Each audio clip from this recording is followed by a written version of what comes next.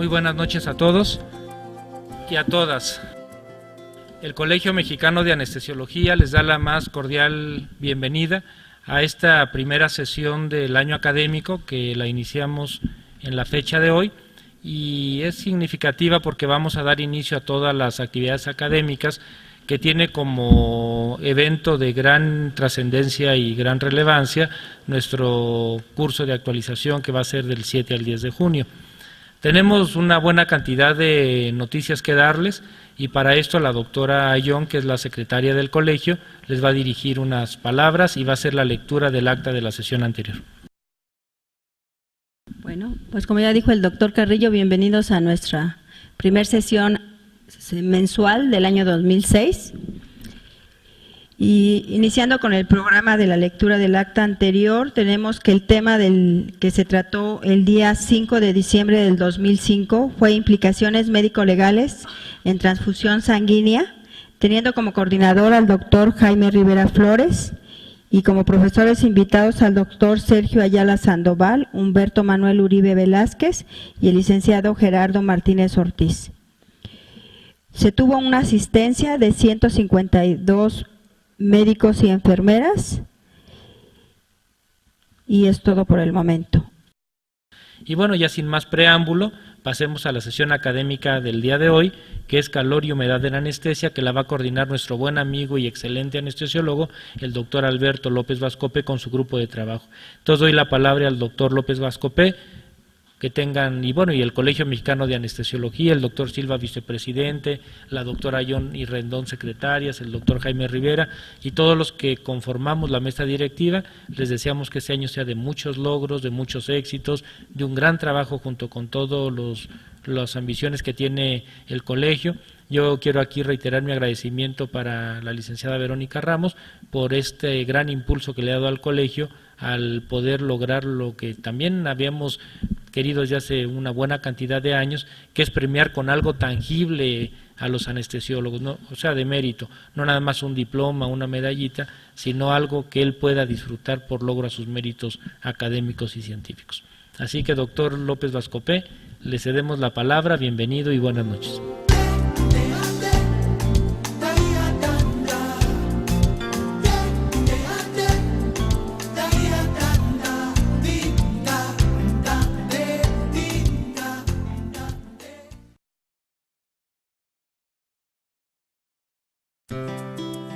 Gracias y buena noche. Para hoy, el doctor nos había invitado a hacer todo lo que es calor y humedad en anestesia. Dentro de esto lo hemos dividido de tres maneras.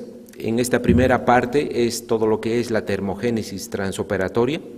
Una segunda parte que le corresponde a la doctora Margarita Bautista, anestesióloga intensivista también de nuestro hospital, que va a hablar acerca de todo lo que es humedad.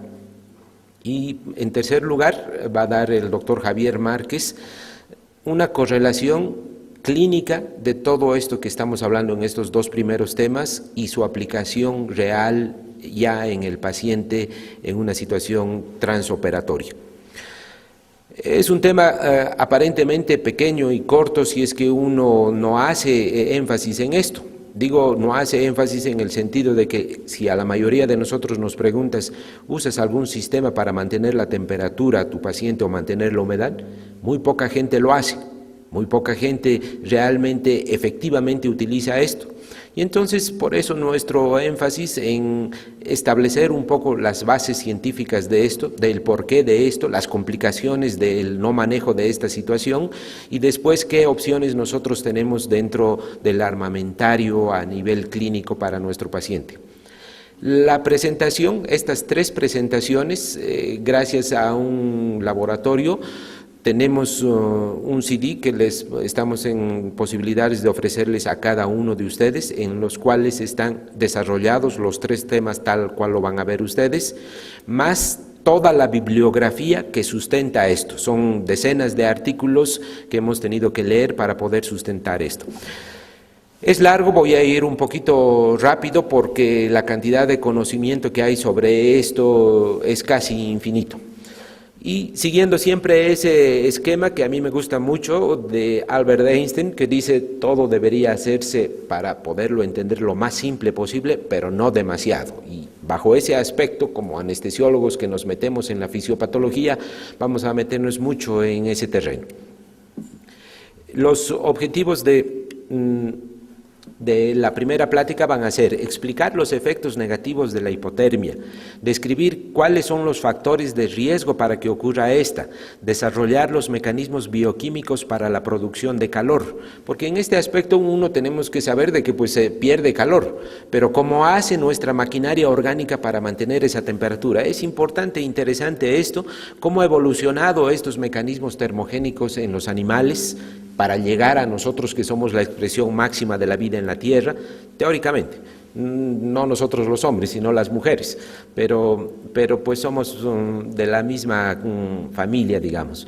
Termodinámica de la génesis del calor endógeno, cómo se produce esto, qué tejidos participan para la producción de calor, no solamente es el músculo como vamos a ver, cuáles son los mecanismos hormonales que controlan toda esta situación y algo que casi nadie le da importancia, pero que han empezado a trabajar muchos anestesiólogos desde el siglo pasado, en la terapéutica biofísica y metabólica para el mantenimiento de la temperatura corporal. O sea, ¿qué nosotros podemos hacer en nuestro paciente desde este punto de vista para mantener su temperatura?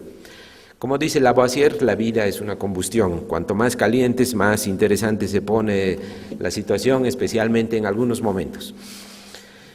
La anestesiología ha cambiado, ha evolucionado, ya no somos aquellos técnicos en los cuales intubamos, bloqueamos y eso simplemente sea la expresión de nuestra carrera. Sensiblemente muchos todavía lo hacemos así, por eso es que todavía no tenemos el reconocimiento como una especialidad real, especialmente por algunos especialistas como son los cirujanos.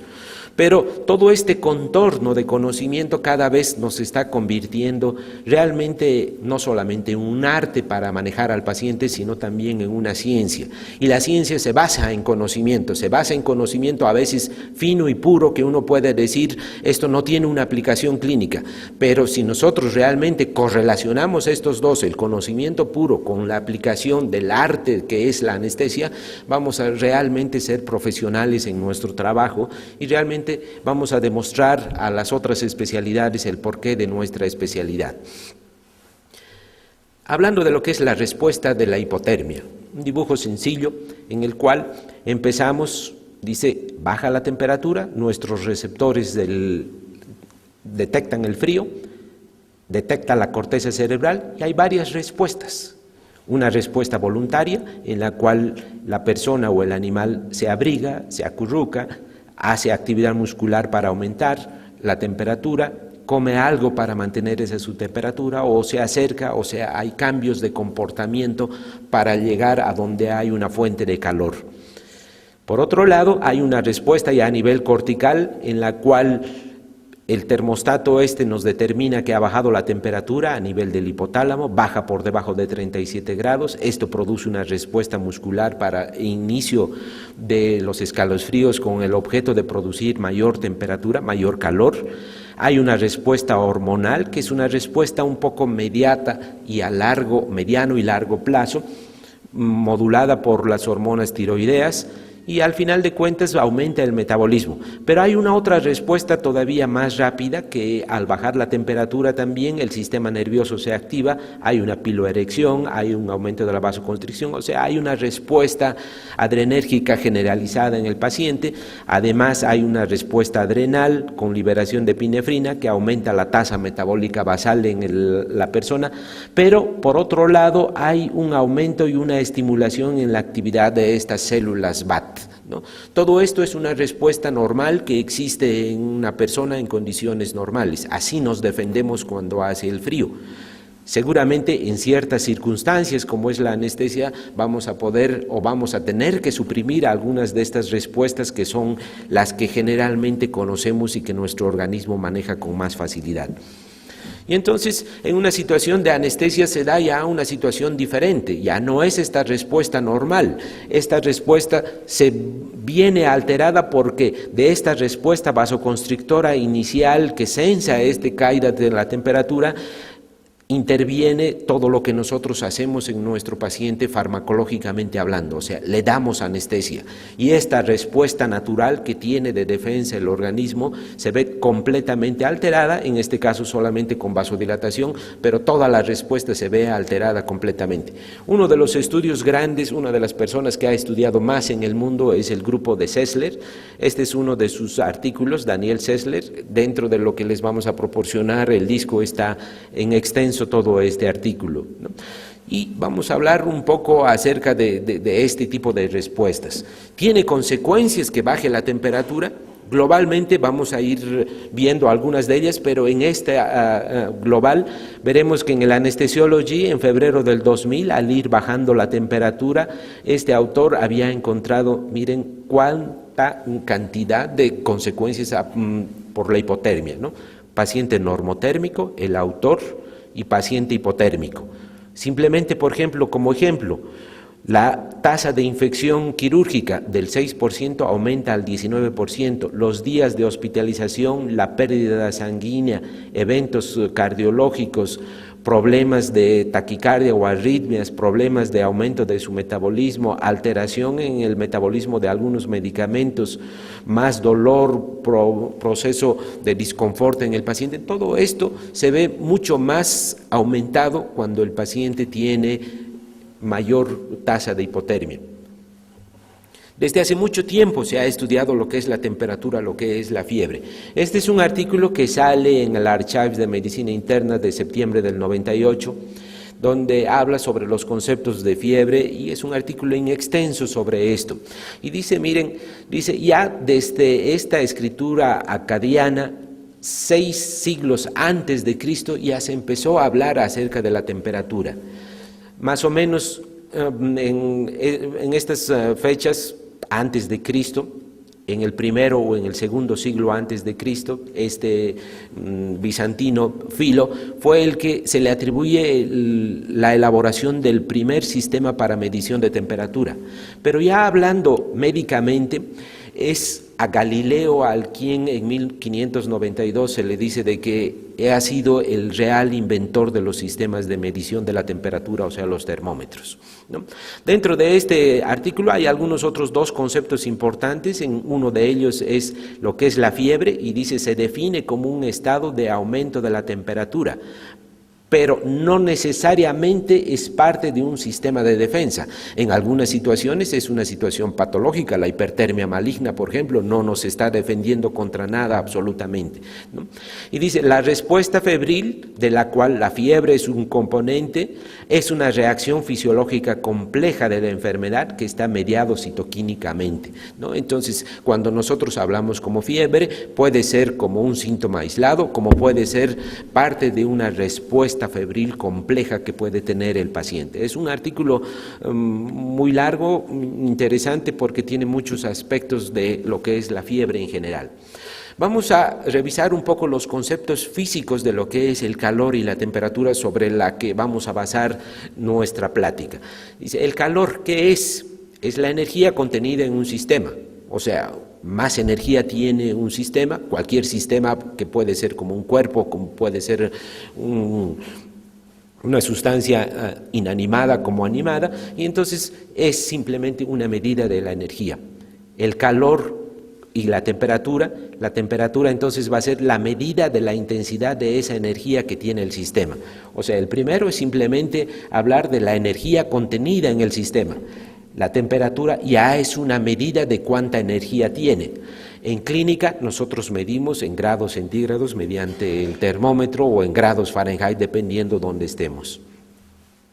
Un otro aspecto es lo que se conoce con el nombre de la ley cero de la termodinámica. Si nosotros una temperatura elevada y un otro lugar con temperatura más baja, vamos a tener o establecer un gradiente térmico. Ese gradiente térmico dice de alta temperatura tiende a igualarse yendo del donde hay más hacia donde hay menos. A mayor gradiente, más rápido el desplazamiento energético. Puede medirse como un cambio en la temperatura en el termómetro, ¿no? Es importante porque de esa manera de nuestro núcleo central de nuestro organismo es como nosotros vamos desplazando la energía producida centralmente hacia la periférica y de esa manera se va disipando, ¿no? Todo este sistema es complejo. Inicia esta captura de la información por parte de nuestro sistema orgánico a partir de los receptores térmicos. Este es un artículo publicado en el 2000 en el British Journal y este es un otro artículo de White publicado en el 2002 en el Anesthesiology, y aquí sigue simplemente toda esta vía que va señalando hasta llegar al hipotálamo, ¿no? Llega por la médula, llega hasta el hipotálamo, después está en la parte posterior y este realmente va a producir las respuestas que van a nacer a partir de ese nivel, que pueden ser las respuestas al frío, como pueden ser las respuestas a una situación de aumento de la temperatura, ¿no? Vamos a irlo desarrollando un poco más esto. Este tipo de captura de información no es tan sencilla, en el sentido de que si nosotros, por ejemplo, cambiamos la temperatura, en este caso aumentamos la temperatura interna, aumentamos la temperatura de la piel, van a producirse una serie de mecanismos fisiológicos para aumentar la disipación de calor, pudieran ser estos. Al revés, si baja la temperatura, va a producirse otra serie de mecanismos que van a tratar de disminuir la temperatura corporal. Pero esto no es así de sencillo. Si nosotros pudiéramos analizar cómo son estos receptores térmicos a nivel periférico, vamos a ver que está involucrado una decena de sustancias neurotransmisores, incluidas dentro de eso el óxido nítrico, por ejemplo, la sustancia P y muchas otras sustancias que en total hacen de 10 a 12 partículas que necesita tener los receptores y las células periféricas para poder pasar esa información del frío hacia nuestro organismo, hacia el nivel del sistema nervioso central, ¿no? ¿Cómo nosotros como seres mantenemos la temperatura, ¿no? Tenemos nuestro núcleo central, tenemos la periferia y estamos aislados, ¿no? Dice, la generación de calor se da por las mitocondrias a nivel muscular, de tejido adiposo y órganos especializados y por la oxidación metabólica de los alimentos, ¿no? ¿Quiénes van a detectar esta situación? Los termorreceptores. Hay nuestro control hipotalámico que habíamos mencionado, esta respuesta al frío. Todo esto produce una respuesta fisiológica y metabólica con cambios conductuales, como hemos visto, con el objeto de evitar pérdidas de calor, ¿no? Y entonces esta es la respuesta normal que tenemos en una situación cuando va bajando la temperatura. Estos mecanismos son variados, vamos a irlos viendo algunos de ellos, de aquellos mecanismos primero que sirven para nosotros mantener la temperatura.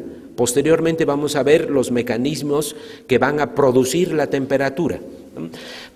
Por ejemplo, esto que no le damos mucha importancia y que desde el año pasado han empezado a aparecer a nivel mundial y aquí en México sistemas que usan este sistema para mantener la temperatura transoperatoria. ¿Qué son las anastomosis arteriovenosas? Estas anastomosis arteriovenosas son comunicaciones que existen a nivel periférico, la piel, entre las arterias y las vénulas y que normalmente están cerradas.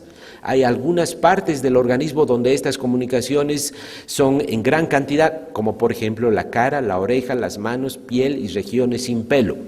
Dice, normalmente están cerradas y así el flujo capilar es continuo y sin alteraciones. Pero cuando ocurre alguna situación en la cual queremos mantener el calor o disipar el calor, lo que ocurre es de que con fiebre se abren y producen el cortocircuito. O sea, de esta manera la circulación cambia a nivel de las válvulas que estaban cerradas en ese momento, se abren, la circulación aumenta grandemente, dice el flujo aumenta localmente hasta 40 veces y de esta manera ayudan en el enfriamiento del paciente, o sea, es como un radiador que se abre y que empieza a perder calor. O al revés, nosotros podemos proporcionar calor a la persona dándoles calor utilizando este tipo de sistema de anastomosis arteriovenosas, ¿no? Estos sistemas que los vamos a ver con el doctor Márquez hacia el final, algunos de estos sistemas de presentación clínica que se utilizan en las unidades de terapia intensiva o de quirófanos. Y entonces vamos a tener el balance térmico en el cual estamos balanceando dos situaciones: la producción del calor, ejercicio y escalofríos, procesos patológicos o producción metabólica de calor, con la pérdida del calor, y la pérdida del calor va a ser por radiación, convección y conducción. El objetivo es al final mantener un balance homeotérmico en ese ser. La pérdida de calor cutánea, dice, es regulada por la circulación sanguínea, como hemos mencionado. La pérdida de calor por la función respiratoria depende de dos aspectos: uno, el gradiente de temperatura con el medio externo, y dos, del volumen minuto que está trabajando esa persona o ese animal. Dice, se incrementa la temperatura por ejercicio, escalofríos, procesos metabólicos y por aporte externo. Todos estos son en situaciones normales, todavía no estamos hablando un poco de anestesia. Y entonces esto es lo que decíamos, dice, todo el calor se pierde por este gradiente térmico, esta ley cero que habíamos mencionado. A mayor diferencia la pérdida es más rápida. Si el cirujano viene y dices, quiero 20 grados de temperatura acá, lógicamente la pérdida va a ser mayor. La pérdida es hacia el medio ambiente, una mala termorregulación puede afectar toda esta situación, directamente o indirectamente por los fármacos administrados, por daños neurológicos que pudiera tener el paciente, estados hemodinámicos alterados del paciente, estados sépticos y muchos otros más. En general, estas son las pérdidas. La mayor es por radiación, o sea, la radiación es simplemente la eliminación de calor por este gradiente térmico. La evaporación es una otra situación. La evaporación en situación quirúrgica es por los líquidos que van colocando o por la exposición de las vísceras que tiene el paciente. Convección son los movimientos que se producen de las capas de aire que van arrastrando el calor del paciente, y conducción es pues en la mesa quirúrgica, que es la que menos importancia tiene, porque una vez que se lo coloca al paciente ahí no se lo mueve más, y de tal manera de que la conducción es mínima. Radiación es la más importante, le sigue la evaporación, sigue convección y conducción. Un poco varía en relación a situaciones anestésicas. Este es otro de los trabajos de Sessler, hay varios en ese año, del año 2000, y dice, la radiación es el 60%, ¿no? Entonces estamos viendo la radiación, convección por las corrientes que se dan muy poco en el paciente porque el paciente está cubierto, conducción en contacto con la superficie hacia abajo del paciente, o el otro es la situación de pérdida, evaporación, que nosotros podemos manipular de alguna manera en los pacientes. Entonces esto es cómo pierde el calor el paciente. Pero otro aspecto importante, habíamos dicho, cómo produce la persona o el animal el calor. ¿El calor de dónde viene orgánicamente? Es la energía que viene del exterior, el alimento. Esto entra en el metabolismo, puede entrar directamente en el metabolismo, o parte se almacena como grasa, o parte se almacena como alguna otra forma bioquímica. No vamos a tomar en cuenta esto. Vamos a tomar en cuenta el gasto energético total. Este gasto energético total está en base a tres situaciones. Uno, el gasto aquel que es el necesario para mantener las funciones vitales. Nuestro organismo, nuestro corazón, nuestras funciones vasculares, todas están trabajando, todas están generando un calor. Nosotros no podemos modificar esa porción, o sea, esta porción en azul es un gasto necesario, obligatorio, y que no podemos modificarlo. Este otro es variable, como dice ahí, y depende de la actividad física. En una situación de anestesia nosotros estamos suprimiendo completamente ese. Y entonces nos queda importantemente la termogénesis adaptativa. Esta termogénesis adaptativa lo podemos definir como la producción de calor en respuesta a la temperatura o a la dieta. Pero si nosotros hablamos que en anestesia no lo estamos alimentando bajo ciertas circunstancias que vamos a hablar al final, el paciente está en ayuno, entonces podemos decir que la termogénesis adaptativa simplemente es de representa esa producción de calor en respuesta de nuestro organismo al medio ambiente. Y eso es importante porque eso es como nosotros manejamos la anestesia. El paciente no se mueve, el paciente no come. ¿Cómo mantiene su temperatura? Simplemente en base a esta termogénesis adaptativa. Entonces vamos a desarrollar un poquito más en esta porción. ¿Por qué ha ido evolucionando hacia una termogénesis adaptativa? Esto, filogenéticamente hablando, cientos de millones de años atrás, los primeros animales que existían en la Tierra eran animales poiquilotermos, animales fríos, de sangre fría. Pero si es que este animal quería incursionar en otros lugares con otro nivel de temperatura, tenía que tener algún sistema para mejorar o mantener su temperatura. Y entonces, esta evolución en los millones de años permitió que los animales pasaran de esa situación poiquiloterma a una situación de homeoterma, o sea que pudieran mantener una temperatura en base a sus procesos bioquímicos de sus propias células para mantener su temperatura. Y esto en este artículo precisamente del 2003 decía de que estos animales pudieron expandir sus territorios de vida precisamente porque podían mantener la temperatura. Y entonces de esta manera estos animales, teniendo esta capacidad de termogénesis facultativa, pudieron desarrollarse cada vez en forma y poblar cada vez más la Tierra. ¿Dónde nació esta situación de cambio bioquímico, digamos, a nivel de la célula para producir temperatura?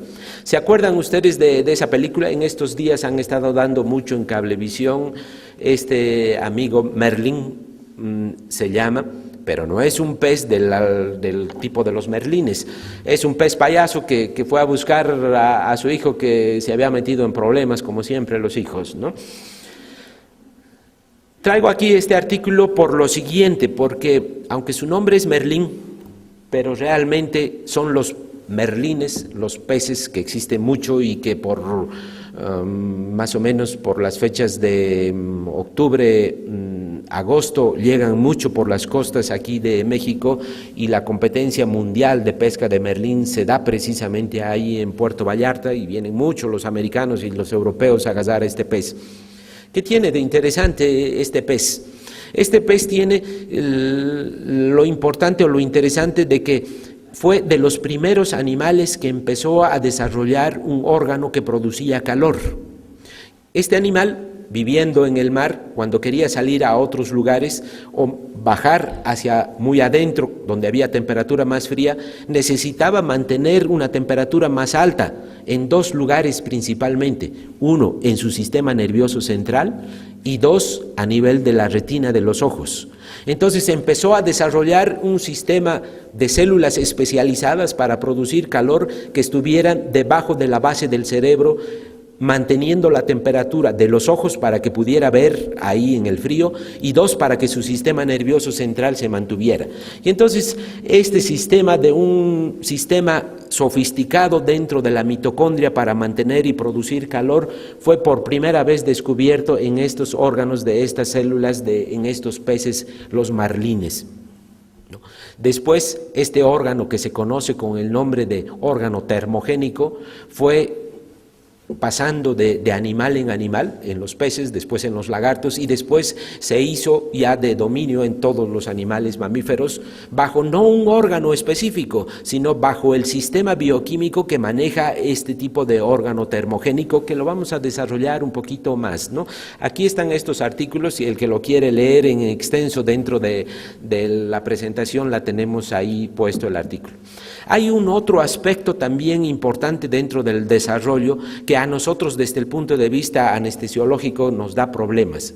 Resulta de que estos animales, estos patos en especial, que se zambullen a veces hasta 100 metros y que las temperaturas son 4 grados de temperatura, mantienen su temperatura por un receptor de calcio a nivel del músculo que hace que el músculo no se contraiga, pero que produzca la actividad miocondrial y de esa manera producir calor. Este receptor es el rianodin receptor. Y si ustedes se recuerdan los conocimientos de hipertermia maligna, van a ver o se van a recordar de que ese es el receptor principal que se altera cuando se produce una situación de hipertermia maligna. Y este artículo precisamente dice, la anormal liberación de calcio disparada en situaciones de anestesia, de estrés, puede causar termiogénesis en gran medida y llevar hasta la hipertermia.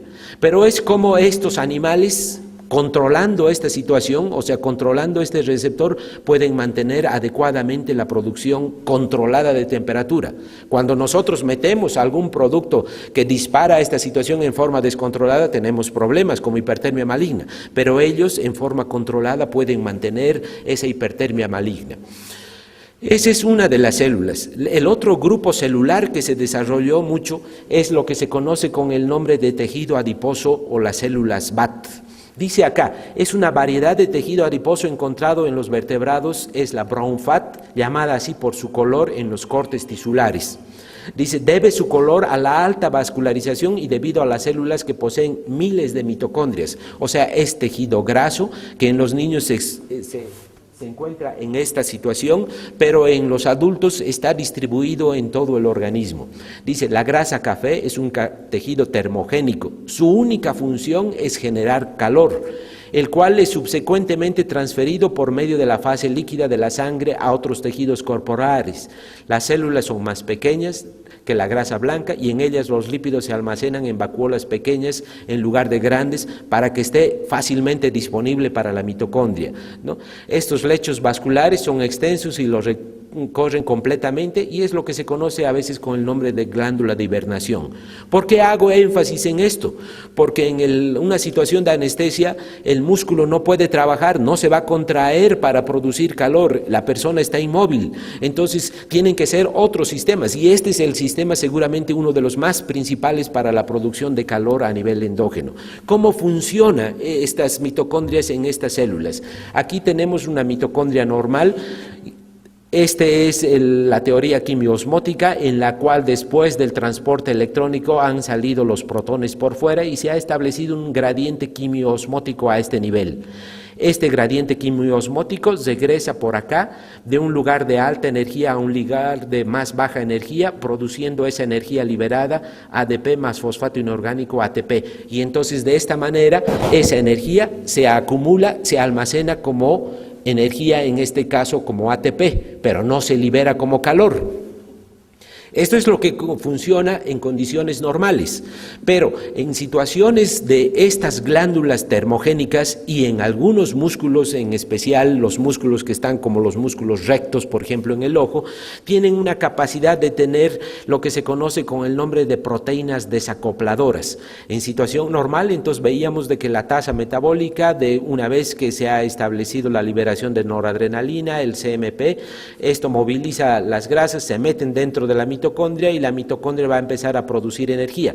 Pero por ahí están estas proteínas que se llaman las proteínas desacopladoras, ¿no? Aquí lo tenemos un poco más. Este mismo sistema, entonces decíamos de que va a ser el transporte electrónico, estos todos estos protones que han salido, que es lo que decíamos de la teoría quimiosmótica, entra y produce el ATP. Pero en medio de estos, en medio de la membrana mitocondrial interna, se encuentran las proteínas desacopladoras. Y entonces lo que hace en situaciones en las cuales la célula dice, no necesito energía, sino necesito calor, lo que hace es agarrar esto y meterlo por acá. Lo mete por acá sin ningún cambio. Este cambio de energía se libera como calor. Si aquí tenía una alta concentración, por ejemplo, de energía, por decir algo, 100, entra acá, esos 100 se convierten en 10, 20, ese 80 se acumula como ATP. Pero si no se acumula como ATP, sigue ese 10 o 20 acá, pero el 80 se ha liberado como calor a partir del paso de esta proteína desacopladora. Y entonces aquí están estas proteínas desacopladoras, todo este es el circuito. Esta es una revista que salió en el Clinical Investigation del 2003, la fisiología de estas proteínas que actualmente ya se conocen con el nombre de termogenina, se conocía desde 1985, y ya son 3 las descubiertas hasta este momento. Entonces, cuando la célula dice necesito energía, almacena esa energía en forma de ATP. En este momento no necesito ATP, por ejemplo, cuando está invernando el animal, sino necesito aumentar mi temperatura corporal, entonces lo cierra la producción de ATP, o sea, cierra la fosforilación oxidativa y todo se mete otra vez por acá, siguiendo trabajando completamente todo el transporte electrónico, solamente de que no se produce energía, sino se disipa como calor. Y entonces este sistema empieza a producir calor grandemente. En una situación de hipertermia maligna se desacopla completamente esto. La fosforilación oxidativa se pierde, entonces no se produce ATPs y el 95% va por este camino y de esa manera se va produciendo aumento de temperatura en el paciente. Esto en condiciones normales es regulado por la célula, regulado para mantener su homeotermia en una situación que es necesaria. Esto es manejado básicamente por dos sistemas, por el óxido nítrico y por el sistema beta. Si nosotros hablamos cuando estamos estudiando el sistema beta 1, beta 2, y a esos dos les damos importancia, pero el aspecto metabólico que tiene los beta 3 generalmente no damos importancia, y es de esa manera como se regula la actividad de estas proteínas desacopladoras mediante la producción de noradrenalina y su efecto metabólico por los beta 3. Esto es lo que les decía, beta 1 y beta 2, eso es siempre lo que hemos estudiado, pero actualmente está en boga los beta 3 precisamente porque de esta manera nosotros podemos tener un control mejor para no producir energía, disipar como calor y como un mecanismo inclusive de que el paciente controle su aspecto metabólico. El síndrome metabólico actual que está de moda es precisamente en base a los receptores beta 3. Es también otro tema interesante por los que trabajan sobre obesidad. Aquí simplemente un ejemplo de lo importante que es esto, ¿no? Este es un artículo que salió en el Nature ya en abril del 1997, en el cual estos corredores en el Tour de Francia, que corren más o menos 22 días casi del diario por 100, 200 kilómetros, gastan un promedio de 7.000 a 10.000 kilocalorías diarias. Pero si comieran ellos 7.000 a 10.000 calorías diarias para mantener ese su balance energético, toda la noche estuvieran así con el estómago lleno y al día siguiente se les sería imposible correr. Entonces no pueden comer tanto de lo que están gastando. Entonces lo que hicieron estos autores es decir, bueno, en el momento del inicio de la carrera lo vamos a pesar, pesa 70 kilogramos. Si el paciente come 50% de las calorías, tiene que gastar el resto de las calorías consumiendo de sus depósitos. Estos no tienen grasa, tendrían que consumir su proteína muscular.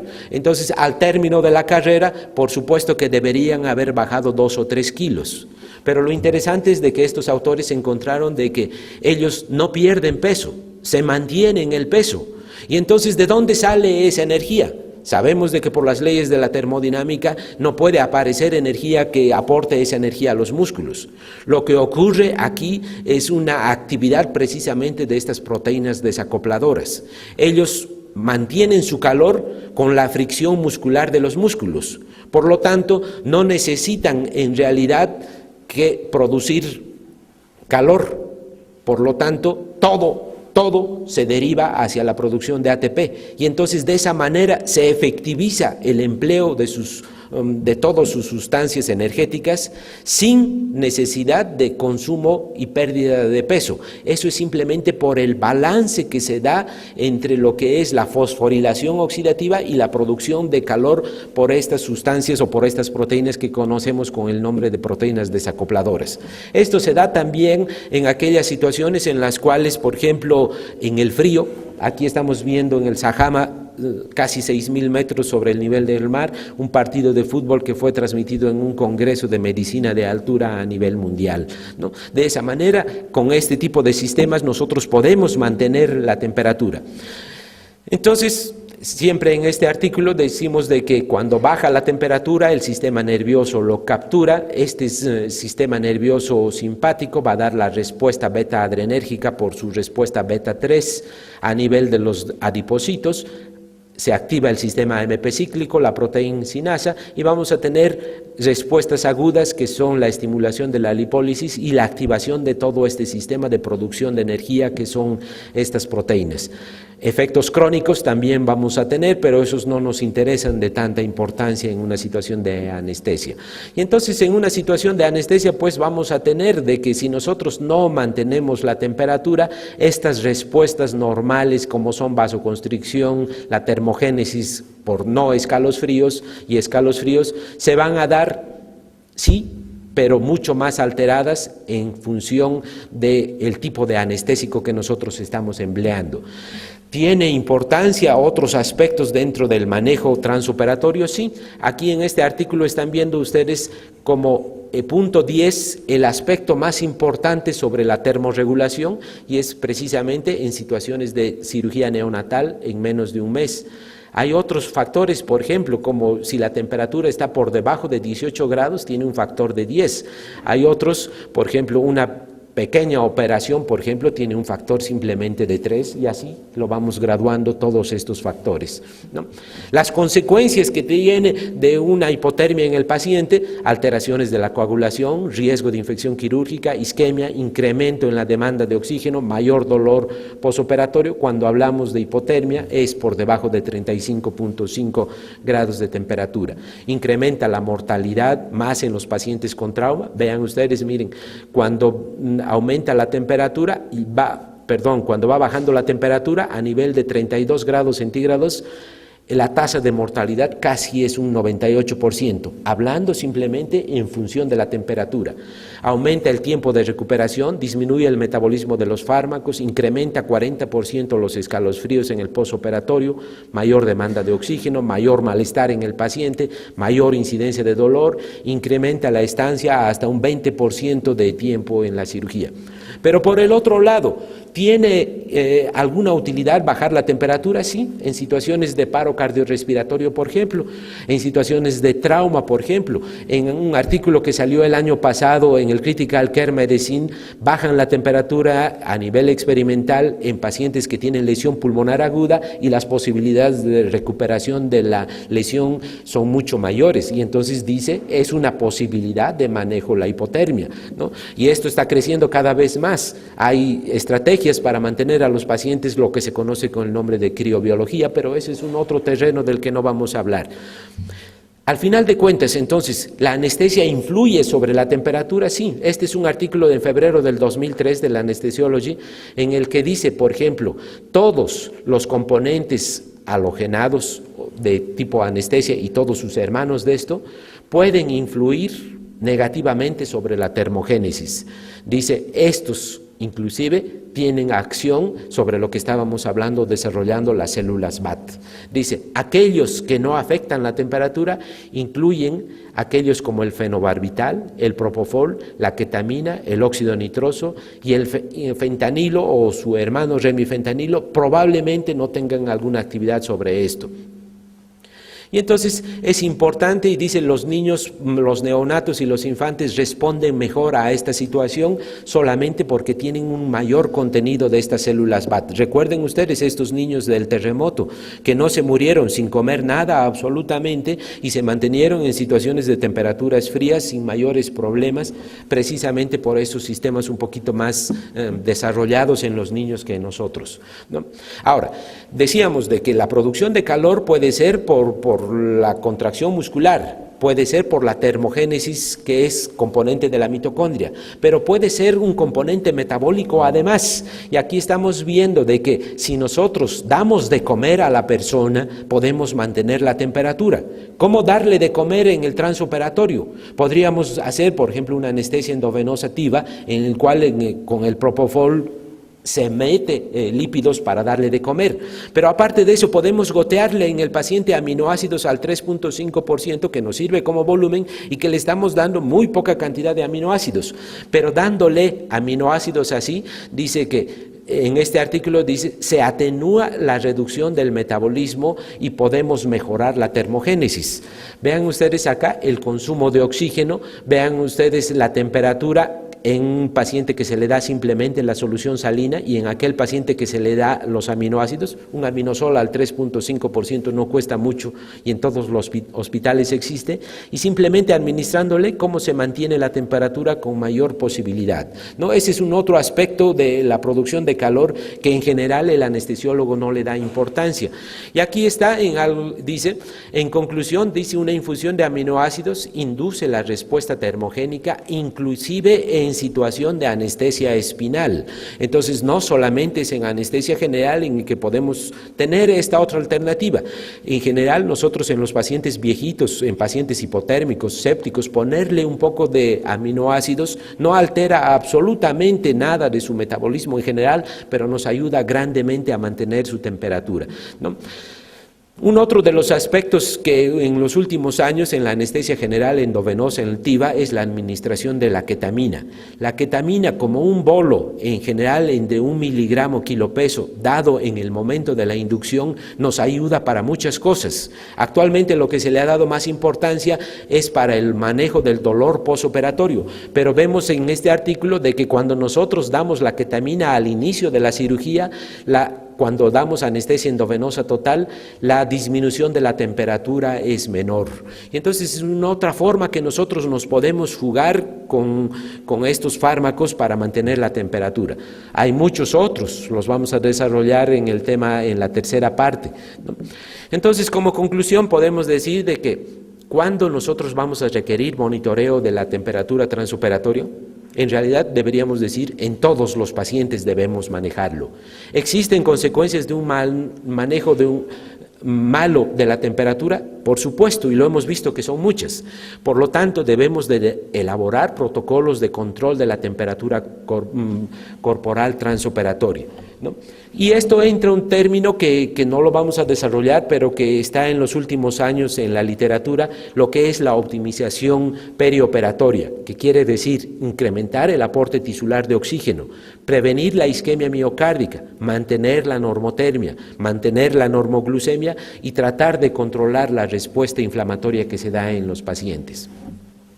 Para terminar, diré simplemente: si Dios me obsequiara un trozo de vida, vestiría sencillo, me tiraría de bruces al sol, dejando descubierto no solamente mi cuerpo, sino mi alma. Muchas gracias.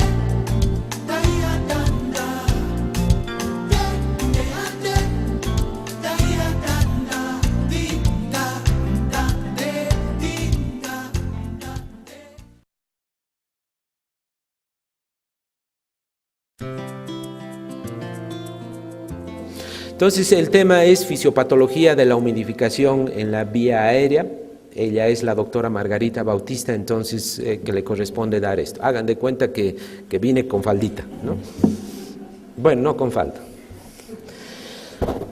Hablaremos de, igual, bajo ese esquema, primero hablar un poco de lo que es lo básico del conocimiento de la humidificación. Dice, ¿por qué es necesario humidificar y calentar los gases inspirados?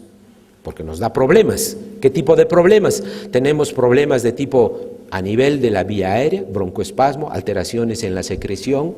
Podemos tener problemas más importantes como ser procesos inflamatorios y procesos inclusive de neumonías en los pacientes cuando nosotros manejamos inadecuadamente de esto.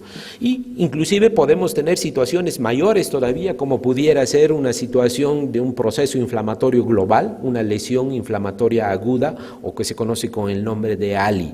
Entonces, si nosotros no manejamos o no condicionamos adecuadamente los gases, podemos tener desde un simple broncoespasmo, simple que puede ser inclusive hasta mortal los broncoespasmos, pero puede ser en el otro extremo hasta situaciones de lesión pulmonar aguda que pueden llegar a situaciones de SIRA inclusive en el paciente.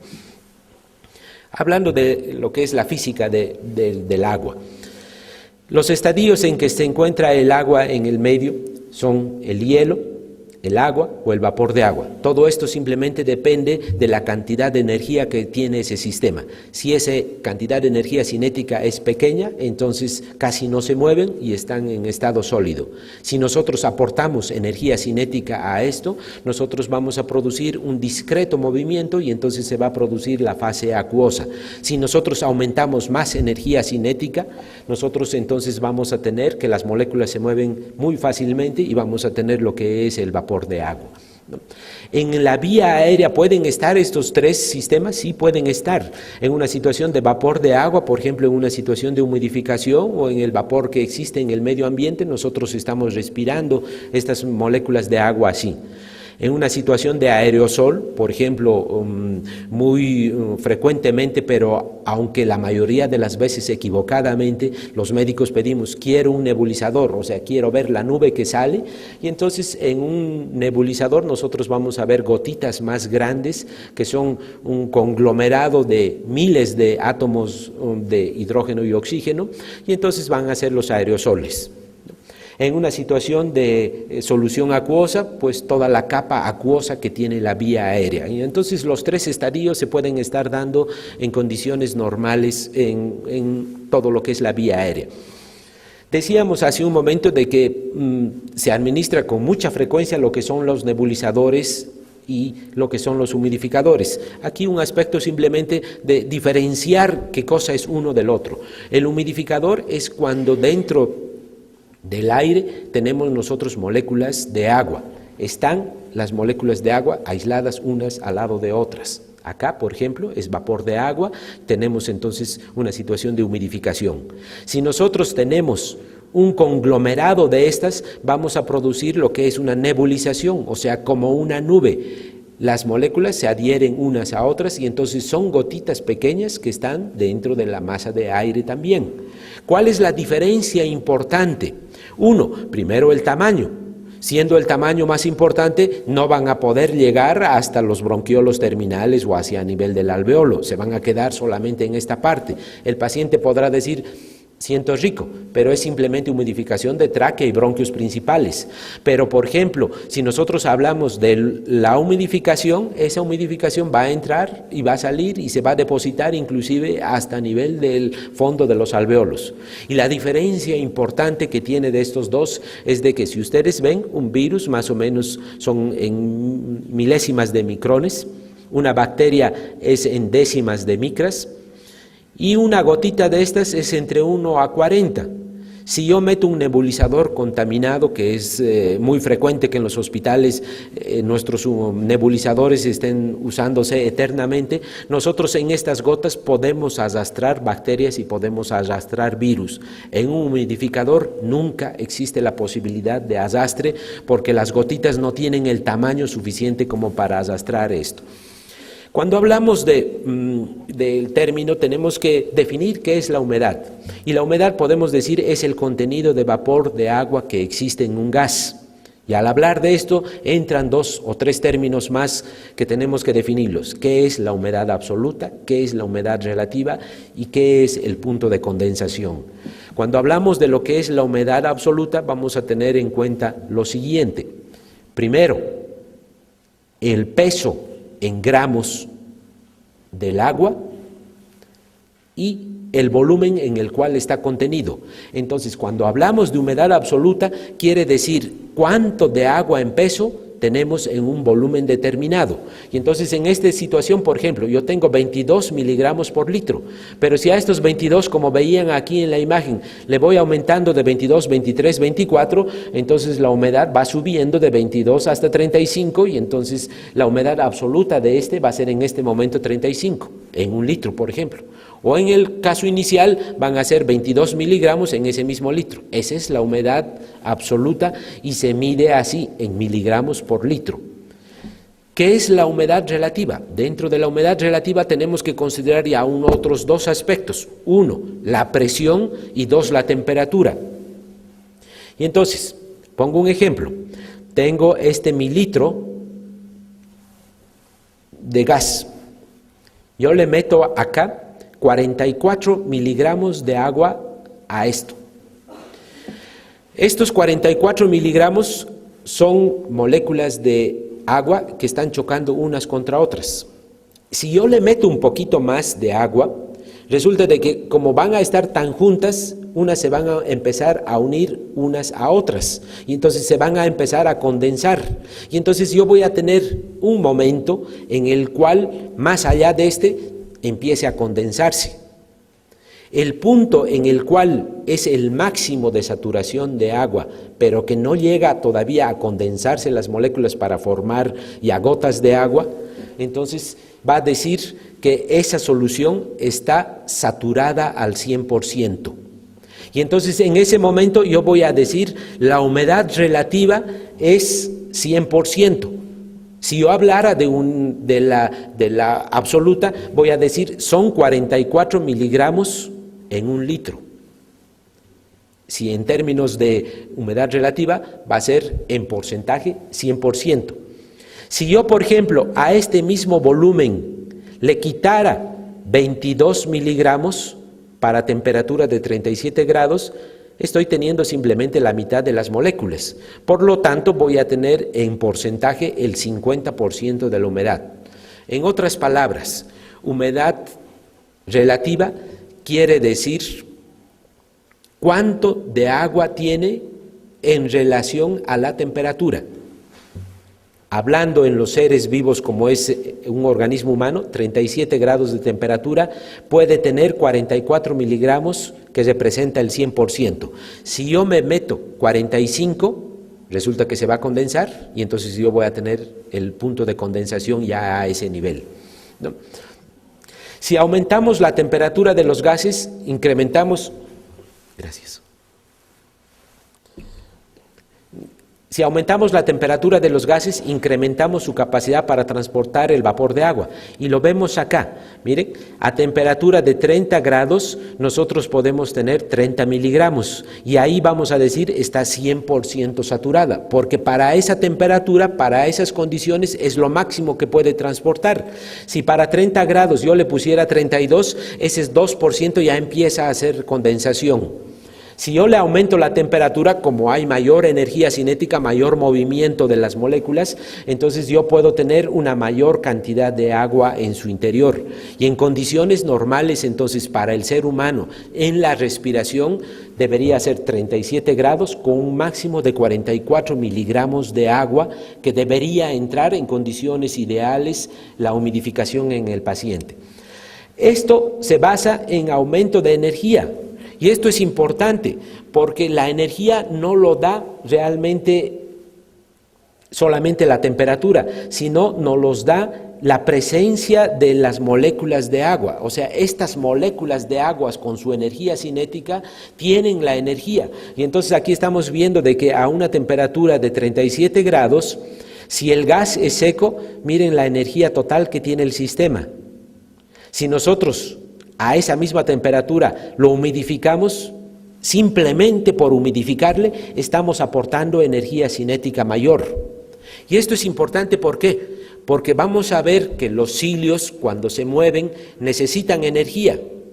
Si nosotros no le aportamos exógenamente, tiene que sacar de su propio metabolismo la célula y entonces se hace inefectivo.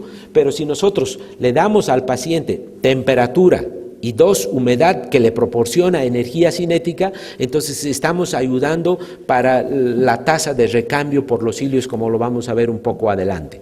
Aquí está, en relación a la temperatura y la capacidad, 30 miligramos, 30 grados, y a medida que vamos subiendo hasta 37 grados, tenemos 44 miligramos por litro, que es lo máximo antes de que empiece a saturar el agua, ¿no?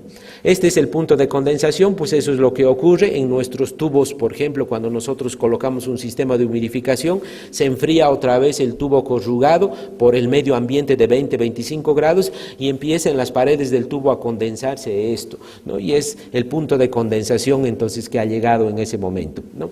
Entonces el punto de condensación es variable de acuerdo a la temperatura. Si nosotros tenemos aquí a 37 grados, nosotros vamos a tener que para que esté 100%, vamos a tener 44 miligramos por litro. Eso ya lo hemos dicho anteriormente. Si yo, por ejemplo, a esta temperatura de ese gas que le estoy dando a mi paciente lo aumento a 40 grados, pero no le aporto más humedad, lógicamente que la tasa de humedad relativa va a ir bajando paulatinamente, porque a 40 grados para estar 100% debería tener 51 miligramos. Si yo lo he dejado en 44 miligramos, esto se ha convertido en 86% de humedad relativa. Pero para un punto de condensación como 20 grados centígrados, para tenerlo 100% de humedad relativa, yo no necesito tener los 44, necesito simplemente 17 miligramos por mililitro. O sea, el punto de condensación depende de la temperatura a la que yo esté hablando. Para condiciones de nuestros bronquios, 37 grados, 44. Para los tubos, en general, si no los cuidamos, estamos mandándolos con 20 y con solamente 17 miligramos por litro de humedad, ¿no? Entonces, en condiciones fisiológicas, nuestros pulmones necesitan 37 grados, 100% de humedad relativa y 44 miligramos de humedad absoluta. En temperatura ambiente habíamos visto de que más o menos 20-25, la humedad relativa baja a un 50% y solamente tenemos 9 miligramos por litro. Cuanto más alto, como en este caso a nivel de México, 2100 metros, esto todavía es más bajo todavía la humedad relativa. Los gases médicos que nosotros le administramos a nuestro paciente, la temperatura en promedio es de 15 grados, la humedad relativa es 2% y la humedad absoluta 0.3 miligramos. Quiere decir de que entre lo que le estamos administrando y lo que entra a los pulmones realmente hay una gran diferencia. ¿Quién suple esta diferencia? La nariz y todo el sistema respiratorio. Pero si ustedes intuban al paciente, ¿quién va a suplir? Nadie, si es que nosotros como anestesiólogos no nos preocupamos de esta situación. Entonces, ¿cuáles son esta situación? Esto es el aporte que le estamos dando en condiciones, si no pensamos en esto, esto es lo que necesita nuestro paciente y alguien tiene que suplir lo que hacía la nariz y lo que hacía la tráquea. En este caso estamos poniendo como ejemplo un humidificador higroscópico que aumenta hasta 30, 35 en algunos casos en los mejores sistemas y máximo 28 miligramos, ¿no? Pero de lo que teníamos inicialmente es algo. Todo esto ha evolucionado desde que nos hemos formado en la organogénesis, ¿no? A partir de la 6ª semana ya empieza la tráquea y los bronquios a formarse. En la 7ª semana ya empiezan a aparecer los primeros cilios. A partir de la 14ª semana ya empiezan las células Globet y las células de las glándulas mucosas. En la 22ª semana aparecen las células tipo 1 y las tipo 2, o sea, los alvéolos se van formando.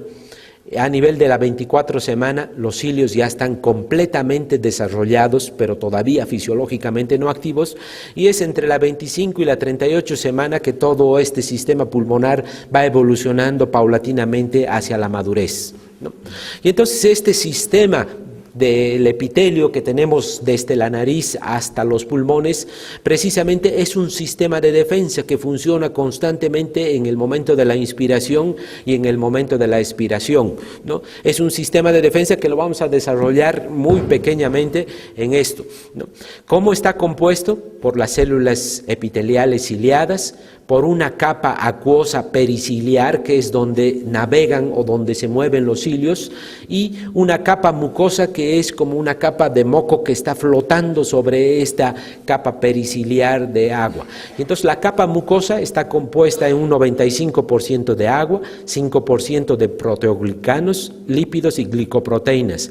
Cualquier factor que altere esta proporción cambiará las propiedades reológicas del moco, o sea, las propiedades del líquido en sí. La deshidratación del moco no restablece sus propiedades reológicas, ¿no? Y eso porque se va degenerando estas proteínas del moco.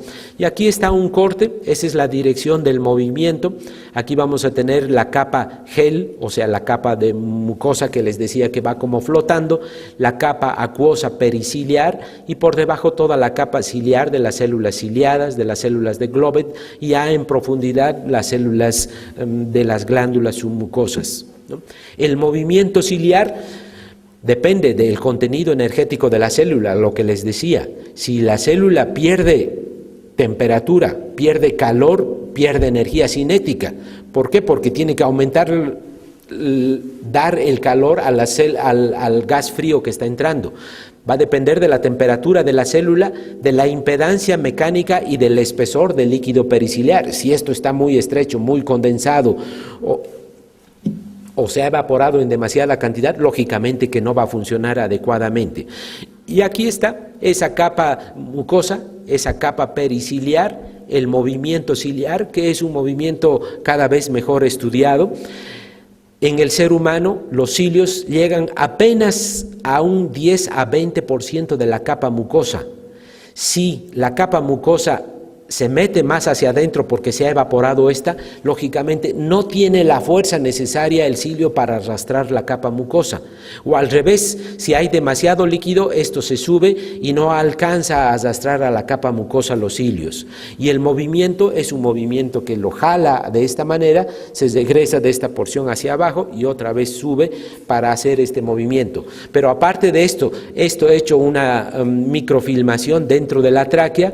El movimiento que producen los cilios es un movimiento circular, o sea, esto viene dando vueltas así, y de esa manera produce una especie de remolino que va subiendo todas las sustancias que se han pegado contra la capa mucosa hacia arriba, ¿no? Aparte de eso está toda la serie de proteoglicanos que están sobre la célula, que son digamos las partes de la célula, de la membrana celular, encargadas de tomar contacto con cualquier partícula que ingrese extrañamente a la vía aérea. Pero este es un sistema bastante sofisticado. Si nosotros consideramos, por ejemplo, aquí que el aire entra seco porque nosotros no lo estamos humidificando, este aire va a hacer que la capa líquida de aquí se vaya evaporando. Al irse evaporando, lógicamente el cilio no se va a poder mover adecuadamente y esto se va a concentrar. Este líquido se va a concentrar y entonces va a establecer un gradiente osmótico entre la célula y este líquido. Esto que tiene más líquido, entonces va a empezar inmediatamente a aportar líquido a esto. Al aportar líquido va a regenerar otra vez el líquido periciliar, pero al aportar líquido la célula se va a estrechar, se va a comprimir porque le estamos como chupando su líquido. Y entonces compresión del citoesqueleto de la célula hace que la célula produzca óxido nítrico, el óxido nítrico va hacia los vasos circulantes que están en la submucosa, se vasodilatan y al vasodilatarse otra vez repleta de nuevo de líquido a esta célula. Y entonces este juego de dar líquido se basa en el líquido que existe a nivel vascular más el líquido que nosotros podamos aportarle en el paciente. Y entonces la humedad óptima, el objetivo es preservar el intercambio de gases, reducir el calor y la pérdida de agua y reducir el grado de infección, porque esto es un proceso de defensa que está constantemente funcionando. Si por ejemplo entra una bacteria, esta bacteria puede ser fagocitada por un neutrófilo o puede ser atrapada por el glicocálix de estas células, pero si nosotros hemos disminuido el espesor de esto, la capacidad de movimiento de los neutrófilos se disminuye y las posibilidades de que el glicocálix tenga contacto con las bacterias disminuye. Por lo tanto, entonces una humidificación inadecuada nos altera además los mecanismos de defensa normales. Y entonces el objetivo de esta humedad óptima es mantener la depuración mucociliar y en base a optimizar la temperatura y prevenir la pérdida de la humedad. Y entonces vamos a tener un rango en el cual, ¿qué es lo óptimo? Si nosotros disminuimos la humedad, vamos a empezar a tener una serie de problemas hasta que vamos a tener un nivel crítico en el cual ya van a empezar a aparecer no solamente problemas de infección, sino problemas hasta de situaciones de atelectasia. Y entonces una humedad deficiente nos va a dar un incremento del trabajo respiratorio, nos va a ocluir la vía respiratoria, transporte mucociliar se va a enlentecer, va a haber mayor riesgo de infección, va a haber mayores mayores tapones mucosos y al final de cuentas va a haber un daño celular más amplio, ¿no? Y entonces esta misma humedad deficiente entonces hace que la capa ciliar funcione inadecuadamente por pérdida de humedad, lo que va a hacer más espeso el esputo y más difícil de eliminarlo. Haya una pérdida de la humedad de la capa acuosa, los cilios no van a funcionar adecuadamente, y si pierden energía porque tienen que aportar calor, entonces el movimiento ciliar se va a disminuir y por lo tanto se va a efectivizar hacia abajo el movimiento de los cilios, ¿no? La repercusión de todo esto va a ser destrucción de los cilios y lesión de las glándulas mucosas. Se desorganiza y se aplanan el epitelio columnar, pseudoestratificado, y del epitelio cúbico. Hay una desorganización de la membrana basal, se degenera el citoplasma nuclear, hay descamación de células, se ulcera la mucosa, hiperemia reactiva consecutiva a la lesión. Si sobre todo, aparte de todo esto que estamos haciendo de mal en el paciente, le metemos un tubo y ese tubo no controlamos el grado de presión con lo que estamos ejerciendo en el globo y lo tenemos por horas ahí, entonces los daños sobre la mucosa van a ser todavía mayores. Entonces, al final de cuentas, en condiciones normales, la nariz y toda la vía aérea se ocupa de que tener condiciones isiotérmicas a nivel de los bronquios, 37 grados, 44 miligramos, 100%. Si nosotros no tenemos estas funciones, nosotros como anestesiólogos tenemos la obligación de suplirlo, porque si no suplimos esta situación de calor, vamos a tener problemas de procesos infecciosos, problemas de broncoespasmo en los pacientes intubados. Y entonces, como conclusión, podemos decir de que la inspiración de gases a temperatura corporal y con adecuada saturación de vapor de agua evita la pérdida de la humedad en la vía aérea. Ese es el objetivo principal. Si evitamos esta pérdida de la humedad, no hay disfunción mucociliar y la depuración de moco es adecuada. La lesión de la mucosa depende de la magnitud del déficit de humedad, del enfriamiento y del tiempo que estamos exponiendo a ese paciente.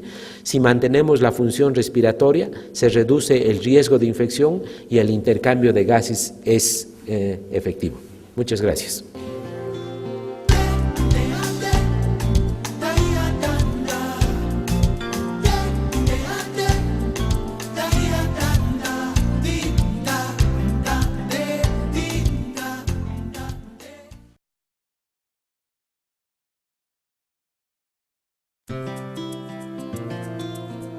Bien, continuando el programa, perdón por lo largo, es el doctor Javier Márquez. Él es ya casi colega y por sobre todo amigo y compañero de 3 años ya. Él es residente de nuestro hospital Mosel. Él está terminando precisamente en unos 15 días más la especialidad.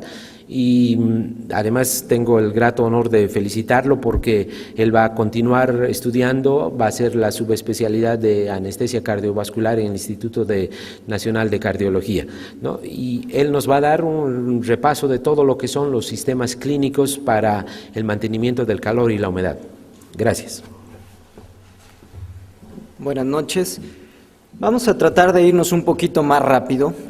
Es a veces muy difícil tratar de hablar después del doctor López Bascopé, que nos ha llenado de ciencia, pero vamos a aplicar un poquito más la práctica y la clínica que realmente podemos tener al alcance de todos nosotros en el hospital. Los objetivos de nuestra plática va a ser mencionar las formas de pérdida de calor transanestésica, que esto ya se ha mencionado de forma amplia y explícita por el doctor, pero por sobre todas las cosas va a ser conocer los dispositivos y sistemas para el mantenimiento térmico, conocer las indicaciones y los usos de los dispositivos y conocer ventajas y desventajas de los diferentes sistemas de humidificación y calor. En esta diapositiva, sin tratar ya de explicar más allá de lo que hizo el doctor, recordaremos que existen 2 compartimientos. Uno, cuando está el paciente en condiciones normales, existe una temperatura a nivel central que es alrededor de los 37 grados centígrados. Y esto existe o esto crea una capa que junto con la periferia hay una diferencia de unos 5 a 6 grados, y cuando nosotros tenemos al paciente bajo un efecto vasodilatador, como puede ser los efectos de la anestesia, esta diferencia va a disminuir. Esto es lo que básicamente va a ocasionar la pérdida de calor a nivel del componente central del organismo y lo que nos va a dar la hipotermia. Es este efecto lo que nosotros tenemos que tratar de sustituir con los diferentes sistemas de humidificación y calor.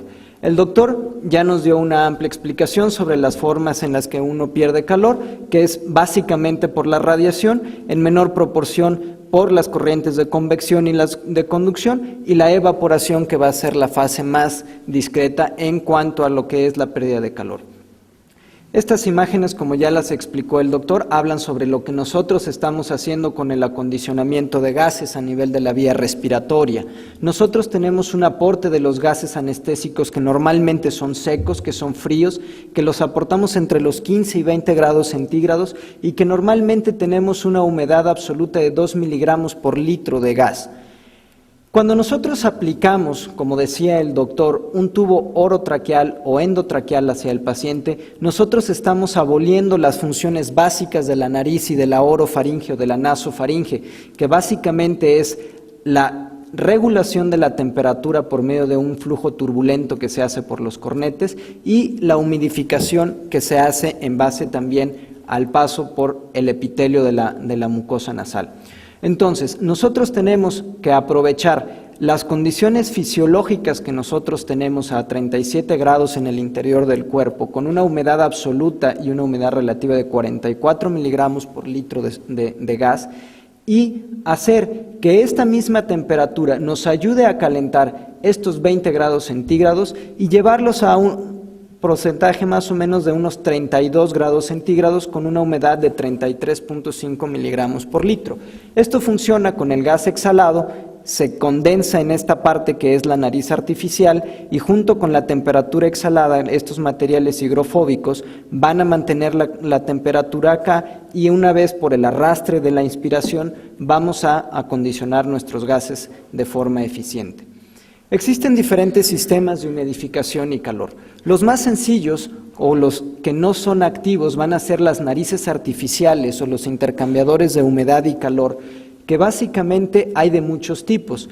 Existen dos clasificaciones principalmente, los que son higroscópicos y los que son hidrofóbicos. Actualmente lo que se recomienda es que sean higroscópicos. Esto quiere decir que va a existir una porción en la parte interna de la nariz artificial que va a mantener la humedad y que va a mantener el calor en esta porción de aquí, permitiendo que en la fase inspiratoria se humidifique el gas inspirado, se caliente y pase hacia la vía respiratoria. Uno de los que normalmente nos hemos olvidado es la cal sodada. Si nosotros nos acordamos un poquito, la cal sodada produce alguna reacción exotérmica y aporta un poco de humedad hacia el sistema. Actualmente las cales baritadas y la cal baritada y la de bario son las más importantes o las más utilizadas y las más recomendadas para mantener este sistema. Existen algunos otros sistemas que pueden ser los sistemas activos, y un sistema activo nada más es aquel que va a tener un aporte de energía o que va a estar conectado hacia lo que es una corriente eléctrica y va a tener un aporte de agua o de alguna humedad externa hacia el sistema, como pueden ser los intercambiadores de humedad y calor, pero de tipo Booster, que es esta imagen que tenemos aquí, y vamos a tener humidificadores térmicos o circuitos anestésicos especializados. Un poquito de la historia de los intercambiadores de humedad, bueno, pues es que básicamente ya en 1960 se empezó a utilizar el primer intercambiador en Suiza. En 1970 se empezaron a utilizar algunas fibras de cerámica y de espuma hidrofóbica. En 1980 ya empiezan a haber algunos químicos higroscópicos como el cloruro de litio y el de calcio, que lo que hacen es mantener un poquito mejor la temperatura y la humedad. Y en los 90 se combinan ya con sistemas activos de calor y humedad, como lo veíamos en el sistema Booster. Y a partir del año 2000 se les agrega un filtro antibacteriano y un modelo combinado con las nuevas cales o los absorbedores de CO2. Existen algunas ventajas en los intercambiadores de humedad y calor. Aquí nosotros tenemos, y este es un paciente que normalmente, o así normalmente se deben de manejar los pacientes, con un sistema en el circuito, que es un circuito universal, que vamos a ver las ventajas que tiene utilizar un sistema de este tipo, y una nariz artificial. Estas narices artificiales, al no ser activas, al no estar conectadas a la corriente, bueno, pues tampoco hay un peligro de sobrecalentamiento. ¿Por qué? Porque básicamente se van a calentar con el aire exhalado del paciente y con la temperatura corporal del paciente. Evita una condensación en el circuito, eso que había mencionado el doctor López Bascopé como el punto de condensación de los gases. Evita el uso de corriente eléctrica, es fácil de usar, solamente se conecta hacia la parte final del circuito y hacia la parte cercana del tubo endotraqueal o del dispositivo supraglótico que nos estemos utilizando. Son baratos y la mayor parte de estos ya tienen un filtro bacteriostático. Algunas de las desventajas, las más importantes, bueno, pues es que aumentan el espacio muerto y esto nos va a dar una repercusión a nivel de los pacientes que tengan alguna patología en la musculatura para los músculos respiratorios o en aquellos pacientes que han permanecido durante mucho tiempo con una ventilación mecánica. Y sobre todo aumenta la resistencia al flujo ventilatorio. En algunos pacientes en los cuales se mantiene la ventilación mecánica, no solamente durante la anestesia, sino que se pasan, por ejemplo, intubados a la terapia intensiva, hay algunas recomendaciones sobre el uso de estos diferentes sistemas de humidificación. Nosotros podemos clasificar al moco que se encuentra dentro del tubo orotraqueal en 3 clases. La clase 1 es un moco líquido que no se queda pegado en el tubo, que es fácil lavable. La clase 2 es una viscosidad normal, pero que se remueve fácilmente con el agua, y la clase 3 es un moco pegajoso que no se remueve del tubo junto con el agua. Y entonces nos dan una recomendación. Cuando nosotros tenemos un paciente con ventilación mecánica, lo que debemos utilizar es un intercambiador de humedad y calor junto con un filtro y clasificar de alguna manera durante las primeras horas el tipo de moco que existe dentro del tubo endotraqueal. Cuando el esputo es una clase 3 en 2 o más ocasiones, es decir, es pegajoso, que no se remueve fácilmente, entonces la indicación es una humidificación activa. Cuando se ocupan igualmente 4 o más filtros durante la ventilación mecánica del paciente o cuando hay una contraindicación para estos filtros o estos humidificadores no activos, la indicación es una humidificación activa, como lo vamos a ver un poquito más adelante. Este es un sistema de intercambiador de gas y de calor y humedad, que es el tipo Booster. Como lo vemos en un esquema más claramente en un paciente de la terapia intensiva, es un sistema que en esta parte de aquí se le está suministrando gotas de agua. En esta placa de aluminio se crea un aumento de la temperatura por una resistencia eléctrica que hay en este conector azul. Se va evaporando el agua en esta parte de acá, se crea un vapor de agua que junto con la corriente o con la fase inspiratoria y expiratoria del paciente se va a llevar hacia el tubo orotraqueal del paciente, y esto es un sistema activo, es uno de los sistemas más sencillos que existen para humidificar al paciente. Si nosotros nos fijamos aquí, este es un sistema tal vez de los primeros en donde solamente estaba el Booster, pero aquí está la nariz artificial. Actualmente ya existe un sistema en donde el mismo Booster está adosado aquí a la parte posterior de la nariz artificial. Y es este mismo, el sistema Hygrovent, en donde nosotros vemos que el Booster aquí está unido a una nariz artificial. Esta es la resistencia eléctrica en la cual se va a estar evaporando el agua. Por aquí se conecta a una botella o a una solución de agua inyectable o de solución salina, va a estar goteando aquí, está regulado por un servocontrol, es decir, siempre va a estar mantenida esta temperatura al interior de la resistencia eléctrica de unos 37 grados centígrados, y junto con la nariz vamos a crear un ambiente húmedo. Este sistema, adiciona una humidificación activa, es una temperatura regulada por servocontrol y reduce la pérdida de agua a 2 gramos por hora. Básicamente esto es una pérdida nula en los pacientes, y como lo veíamos junto con la fisiopatología, es muy importante para los pacientes con ventilación mecánica para la movilización de los cilios y de las propiedades reológicas del moco que tienen los pacientes. La fase inspiratoria y la fase expiratoria se mantienen cercanas a las 37 grados centígrados y normalmente se indica con pacientes que estén en ventilación mecánica mayor a 12 horas. Hay algunas contraindicaciones sobre el uso de los intercambiadores. Cuando hay secreciones abundantes, los volúmenes corrientes altos se contraindica en este sistema. Cuando hay nebulizaciones, aunque hay algunos sistemas especiales en los que se puede brincar este sistema y hacer un espaciador. La fase de destete lo vamos a platicar un poquito más adelante en uno de los artículos. Cuando hay una hipotermia, estos simplemente son sistemas en los que van a mantener humidificado y caliente el gas inspirado a nivel de la vía aérea pero no van a abolir una hipotermia en el paciente, es decir, estos sistemas no están indicados en pacientes con hipotermia. En este artículo del 2004 del Anesthesiology, ellos lo que hacen es que comparan algunos de los diferentes sistemas de humidificación en las características físicas del moco y entonces ellos confirman que el depósito de las secreciones dentro del tubo endotraqueal pueden obstruir gradualmente el tubo endotraqueal y evidentemente aumentarnos las complicaciones, ya sea de un aumento en la frecuencia respiratoria, complicar la fase de destete en alguno de los pacientes. Y dice que el transporte mucociliar pueden estar alterados por los cambios en la función ciliar o en las propiedades físicas del moco, lo cual depende en parte del acondicionamiento de los gases en los pacientes ventilados. Ellos hacen una comparación entre dos sistemas que son los sistemas con humidificación activa y los de humidificación no activa o pasivos como la nariz artificial.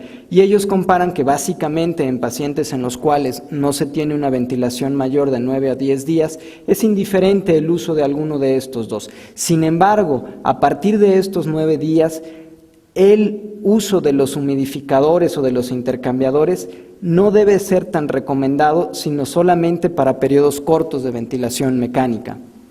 En este otro artículo, en donde ellos comparan lo que es el efecto a nivel de calor y de la humedad en los sistemas de humidificación y la temperatura a nivel del cuerpo en sistemas de anestesia de bajo flujo, ellos lo que hacen es que tienen a una serie de pacientes en los cuales se les somete a una anestesia general durante 2 horas y comparan a diferentes flujos entre 1 litro por minuto, 3 o 6 litros, y entonces ellos ven o comparan lo que es la humedad absoluta con el sistema de intercambio de humedad y calor, y ellos ven que tiene 32.7 miligramos por litro de agua contra un 26.6, y así se van en los diferentes flujos. Probablemente en el flujo bajo los diferentes sistemas o el acondicionamiento de gases realmente no sea tan importante. Sin embargo, la mayor parte de las anestesias que nosotros estamos dando, que nosotros manejamos, lo manejamos a 3 litros por minuto, y aquí sí ya nos empieza a ver una diferencia significativa entre cuanto a lo que es la humedad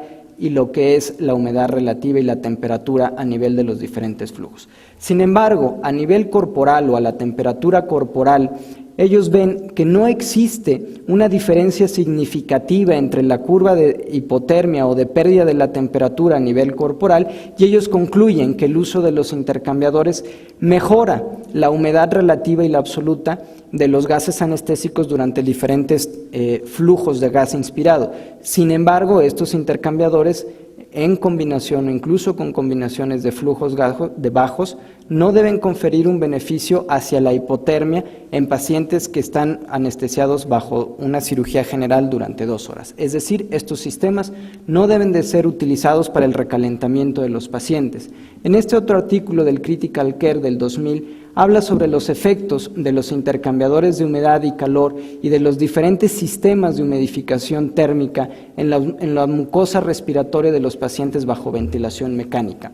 Y ellos concluyen que en este estudio mostraron que el aire humidificado, incluso con los sistemas térmicos en los cuales se está regulando la temperatura por un servocontrol a 32 grados centígrados o por simplemente los intercambiadores, las narices artificiales, tienen efectos similares en las propiedades reológicas en una prueba que ellos hacen sobre el ángulo de aclaramiento o el ángulo de filamento que puede formar el tubo y el transporte del moco por los cilios del paciente bajo ventilación mecánica.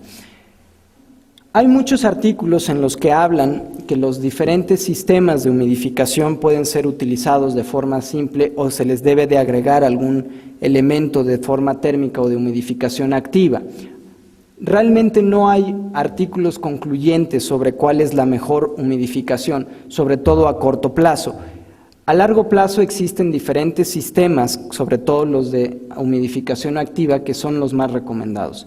En este artículo del 2004 de la anestesia y analgesia, entonces ellos comparan o ellos hacen una investigación de diferentes tipos o de diferentes marcas de narices artificiales y realmente los someten a una serie de pruebas para saber si realmente están calentando o humidificando el aire como realmente lo dicen los patrones del proveedor.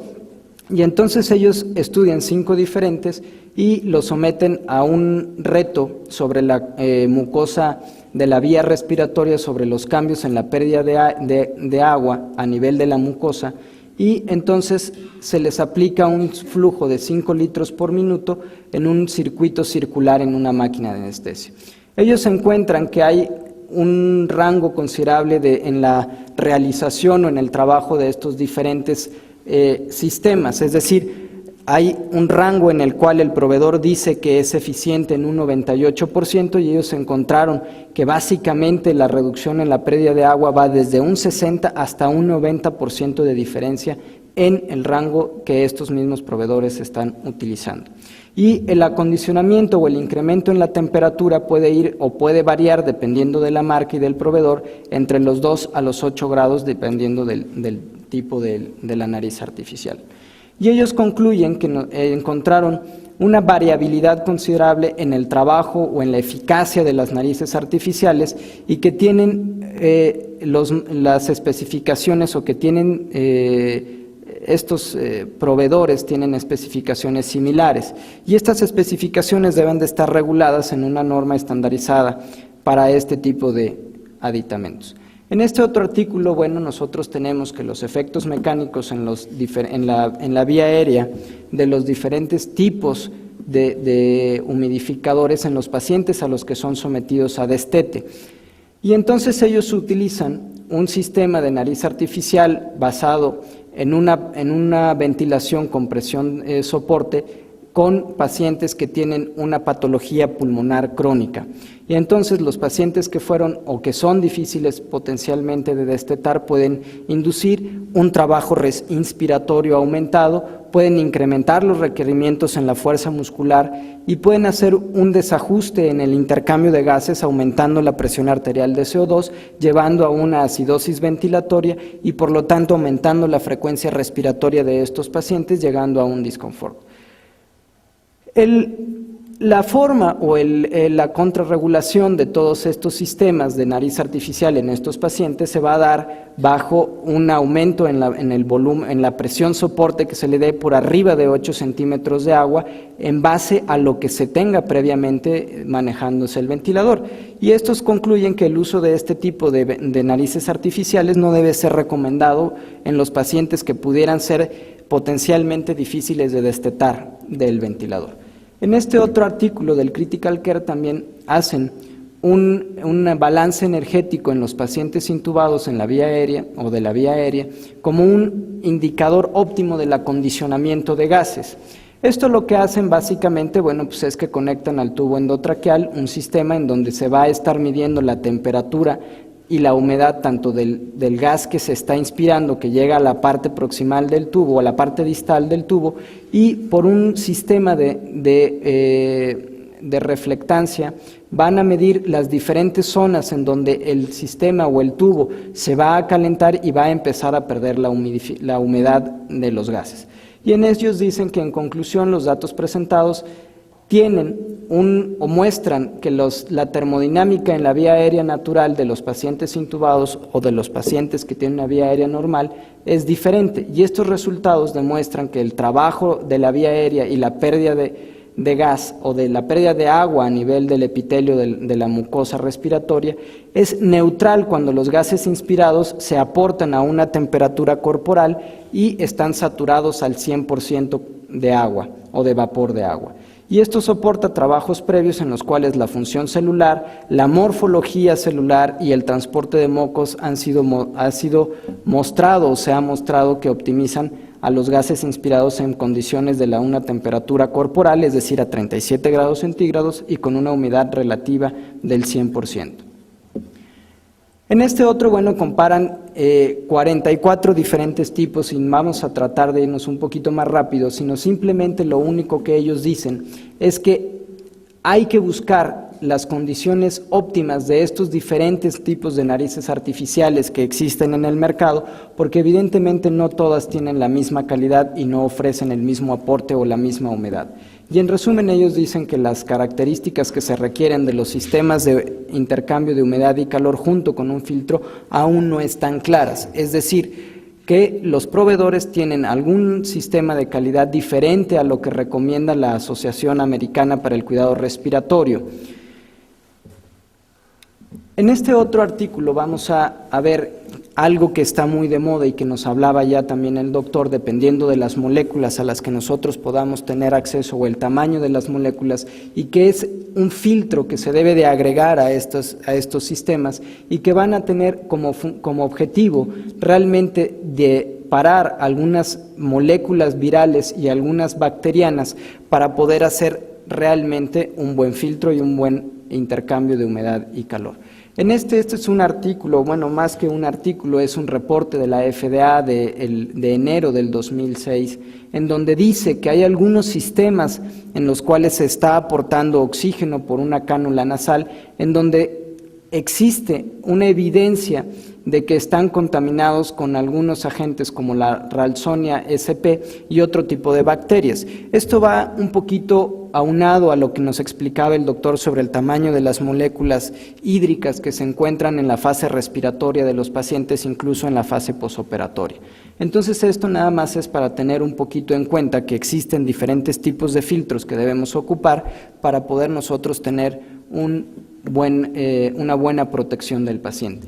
Esto que ya mencionó el doctor, los diferentes tipos de humidificación que pueden ser los nebulizadores y los humidificadores, dependiendo del tamaño de la partícula de agua o del que se encuentran en el sistema, y que bueno, vamos a tener diferentes tipos. Los simples, que son en línea o por arrastre, que son estos en donde se borbotea aquí el oxígeno, se trata de añadir un poquito de oxígeno, o los de jet que entran a una velocidad alta, parten un poquito las moléculas de agua en los recipientes y en la fase inspiratoria del paciente es como se tratan de absorber. Y básicamente los humidificadores tipo térmicos o de cascada son lo que normalmente se ocupan en la terapia intensiva. Estos son unos humidificadores en donde en esta parte, en esta cámara, se agrega agua, está regulado por un servocontrol a 37 grados centígrados y se hace pasar un flujo en donde se va a empapar aquí del vapor de agua, arrastra las partículas y sale hacia la fase inspiratoria del ventilador o del paciente. Uno de los diferentes tipos de circuito que nosotros tenemos en el mercado y que también debe de ser algo importante de que nosotros tomemos en cuenta para el uso de los pacientes es que a pesar de que sea un sistema sencillo, tiene una razón de ser. Este sistema universal tiene una capa interna que es esta verde, que es la fase inspiratoria, y esta es la capa externa, que es la fase expiratoria.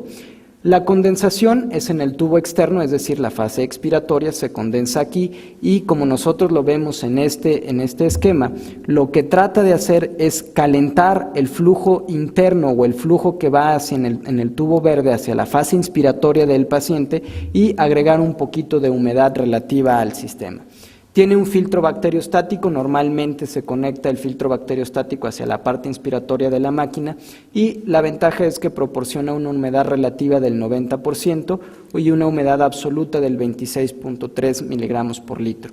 Si a esto nosotros le podemos agregar una nariz artificial, entonces la humedad relativa aumentará cercano al 98 o 99% y la temperatura a la cual se inspire el aire, bueno, pues en lugar de aumentar a 24 o 29 grados centígrados, aumentará alrededor de unos 35 a 36 grados centígrados.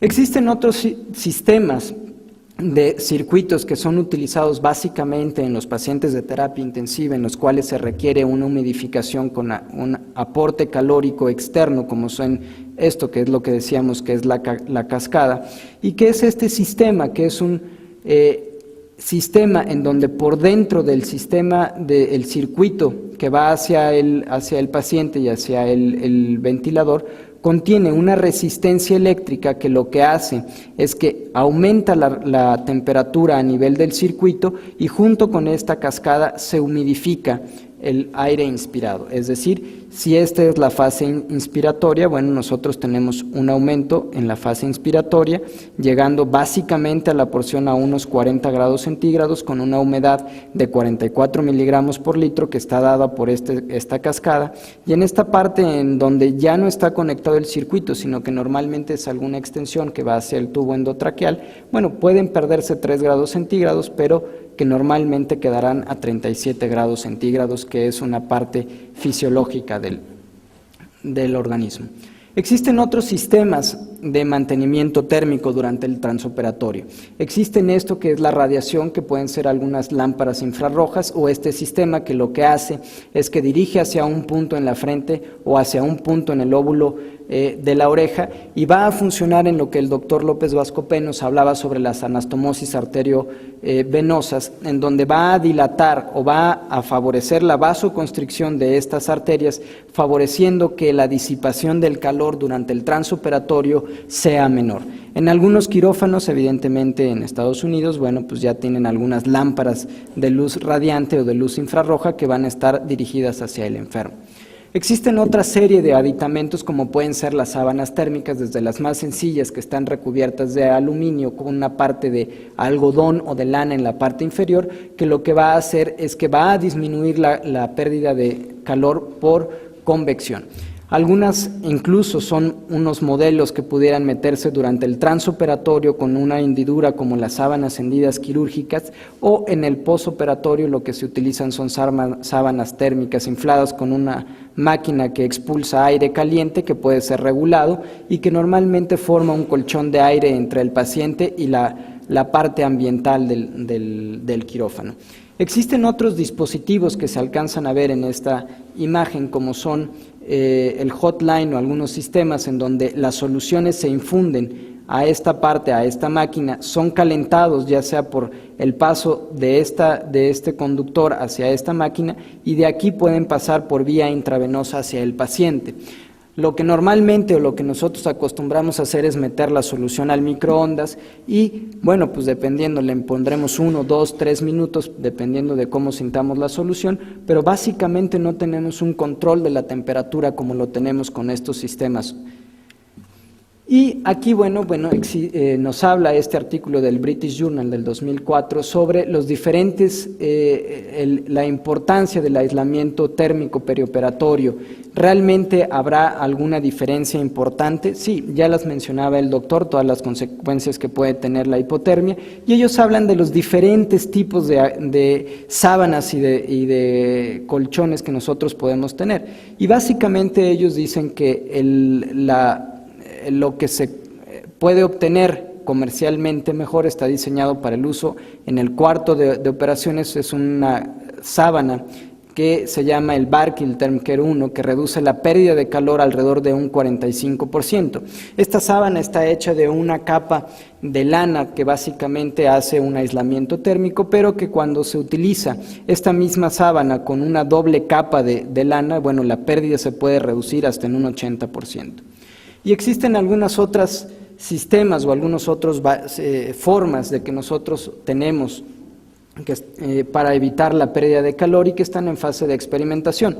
Nosotros conocemos el efecto greenhouse o el efecto invernadero, en donde una luz de fuente de radiación, como puede ser por ejemplo el sol, y calienta esta parte de acá, se forma una capa de CO2 en donde evita o donde disipa una parte de la pérdida de calor y lo regresa hacia esta parte de acá. Actualmente lo que se hace, bueno, lo vamos a ver en una diapositiva mayor, es que se crea un ambiente en donde un sistema se está infundiendo una capa de CO2 alrededor de la herida quirúrgica, con una de las lámparas de radiación se aplica este calor y entonces nosotros creamos una humidificación y un aumento de la temperatura a nivel local de la área. Estos son algunos de los sistemas que nosotros pudiéramos tener para nosotros controlar la hipotermia o disminuir las posibilidades de hipotermia en el paciente. Pero nosotros tenemos algunas conclusiones. Existen diferentes tipos de dispositivos eficaces para el mantenimiento de la eutermia transoperatoria, y el control de la temperatura reduce los riesgos posoperatorios y reduce la estancia intrahospitalaria.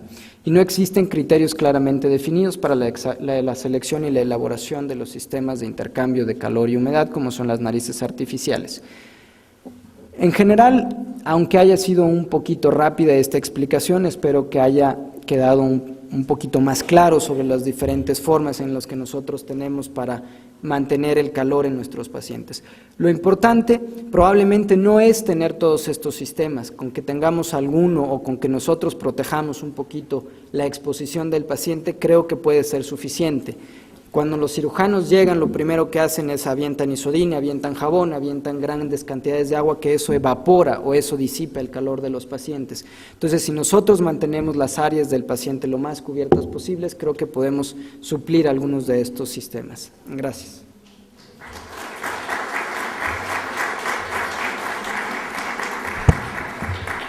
Gracias, doctor Márquez.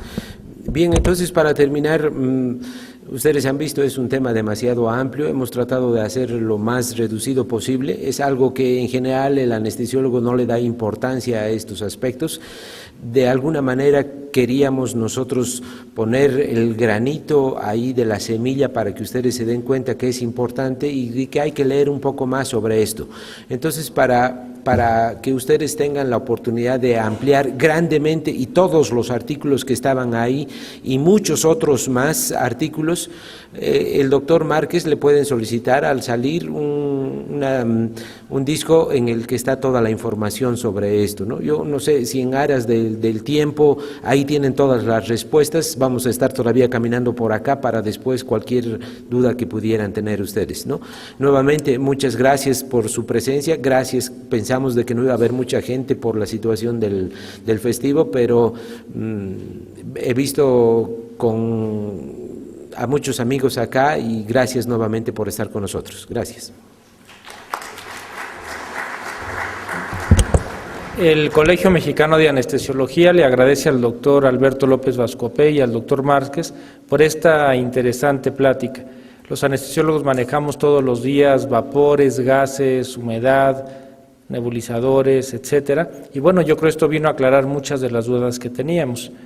Y ya para cerrar la charla, quiero invitarlos a todos a la cena. La cena va a estar muy buena. Hoy es una cena con comida yucateca, entonces van a cenar muy rico.